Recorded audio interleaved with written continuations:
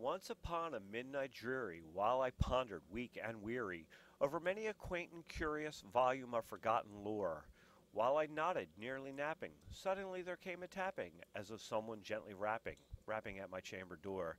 "'Tis some visitor," I muttered, tapping at my chamber door, "only this and nothing more." Distinctly I remember it was in a bleak December, and each separate dying ember wrought its ghost upon the floor. Eagerly I wished the morrow, vainly I had sought to borrow from my books surcease of sorrow, sorrow for the lost Lenore, for the rare and radiant maiden whom the angels name Lenore, nameless here, forevermore.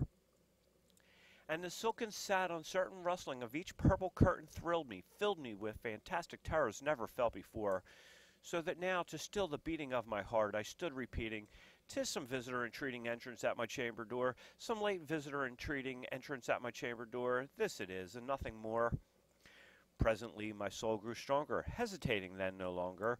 "Sir," said I, "or madam, truly your forgiveness I implore, but the fact is I was napping, and so gently you came rapping, and so faintly you came tapping at my chamber door, that I scarce was sure I heard you. Here I opened wide the door, darkness there, and nothing more." Deep into that darkness peering, long I stood there wondering, fearing, doubting, dreaming dreams no mortal ever dared dream before. But the silence was unbroken, and the darkness gave no token, and the only word there spoken was the whispered word Lenore. This I whispered, and an echo murmured back the word Lenore. Merely this, and nothing more. Back into the chamber turning, all my soul within me burning, soon again I heard a tapping, somewhat louder than before. "Surely," said I, "surely that is something at my window lattice. Let me see then what their address is, and this mystery explore. Let my heart be still a moment, and this mystery explore. 'Tis the wind and nothing more." Open here I flung the shutter, when, with many a flirt and flutter, in there stepped a stately raven of the saintly days of yore. Not the least obseisance made he, not a minute stopped or stayed he, but with mane of lord or lady perched above my chamber door, perched upon the bust of Pallas just above my chamber door, perched and sat, and nothing more. Then this ebony bird beguiling my sad fancy into smiling, by the grave and stern decorum of the countenance it wore. "Though thy crest be shorn and shaven, thou," I said, "art sure no craven, ghastly grim and ancient raven wandering from the nightly shore. Tell me what thy lordly name is on the nice Plutonian shore." Quoth the raven, "Nevermore." Much I marveled this ungainly fowl to hear discourse so plainly, though its answer little meaning, little relevancy bore, for we cannot help agreeing that no living human being ever yet was blessed with seeing bird above his chamber door, bird or beast above the sculptured bust above his chamber door, with such name as Nevermore. But the raven sitting lonely on that placid bust spoke only that one word, as if his soul in that one word he did outpour. Nothing further than he uttered, not a feather than he fluttered, till I scarcely more than muttered, "Other friends have flown before, on the morrow he will leave me, as of my hopes have flown before." Then the bird said, "Nevermore."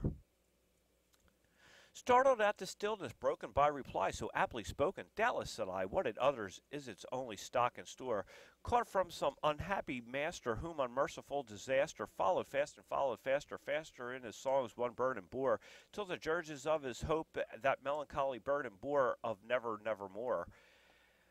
But the raven still beguiling all my sad soul into smiling, straight I wheeled a cushioned seat in front of bird and bust and door.